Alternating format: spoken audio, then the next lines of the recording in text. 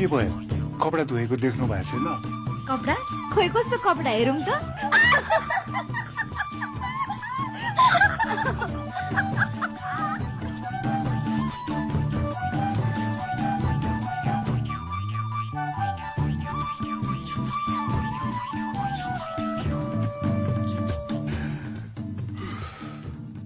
ज्वाई भर्खर उठ्यौ होइन बुवा म छोरी उठी जस्तो छ ल उसलाई झट्ट चिया लगिदेऊ त काममा जान ढिला होला फेरि बुवा मलाई नि काममा जान ढिला भइसक्यो म ओहो हो त नि अनि टोलेर नबस न अन्त ज्वाई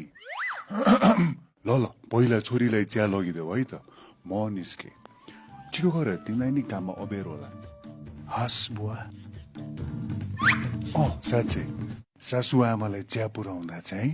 आफ्नो टाउको छोड्न नबिर्सिनु है आज मलाई ज्वरो आइरहेको जस्तो छ जिउ पनि एकदम दुखिरहेछ आज आमा बुवालाई चिया तिमी लगिदेऊ है मैले चिया बनाएर लगिदे भने आमा बुवाले कस्तो पोइन्टिग्रे भन्ला नि फेरि जाऊ न अहिलेको चिया बनाएर लगिदेऊ अनि तिमीलाई सन्चो छैन भनेर बुवालाई भन ओहो ज्वाई के भयो सन्चो छैन जस्तो छ नि हो बुवा मलाई ज्वरो आइरहेछ जिउ पनि एकदम दुखिरहेछ अब आजको खाना बनाएपछि तिमी आराम गर्नु नि म बुढो भइसके काम गर्न नसक्ने घरमा अरू आइबी मान्छेहरू मात्र छन् खाना बनाउन जान्दैनन् खाना बनाइसकेपछि आराम गर्नु नि हस् बुवा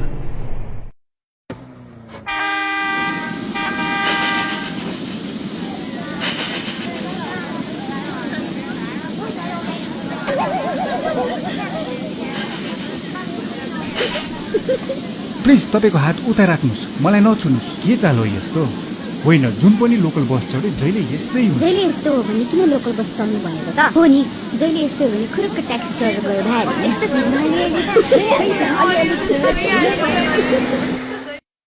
अनि कति दिन भयो तपाईँलाई धम्क्याउन थालेको धेरै भइसक्यो दिनै जसो अब त झन् फोटोहरू पब्लिक गरिदिन्छु भनेर धम्की दिन थालिसकेको छ हेर्नुहोस् केटीले 2-4 दिनमा बिर्सिहाल्छ सबै कुरा आफै शान्त भइहाल्छ यदि धेरै टाउको दुखाउनु पर्छ जस्तो लाग्दैन मलाई अनुहारमा यसै ढाल्ने धम्की आइरहेछ तपाईँ भने यस्तो भन्नुहुन्छ अब मैसँग ठुलो कुरा गर्ने कसैले केही गरे जस्तो चाहिँ लाग्दैन मलाई तपाईँ आफ्नो व्यवहार हेर्नुहोस् आफ्नो लुगा सुगा पनि अलिक ढङ्गले लाउनु गर्नुहोस् अनि त्यसपछि केही हुँदैन मलाई किताब किन्नलाई अलिकति पैसा चाहिएको थियो अस्ति भर्खर दिएको पैसा चाहिँ कलेजमा प्रोजेक्ट बुझाउँदा खर्च भयो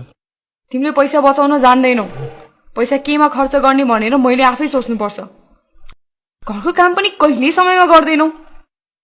गाह्रै भए पनि मैले पढाइ घर र कामलाई सँगै लगिरहेको छु त परिवारको दायित्व भनेको पढाइभन्दा ठुलो म घरको लागि पैसा दिन सक्छु तर अनावश्यक खर्चको लागि दिन सक्दिन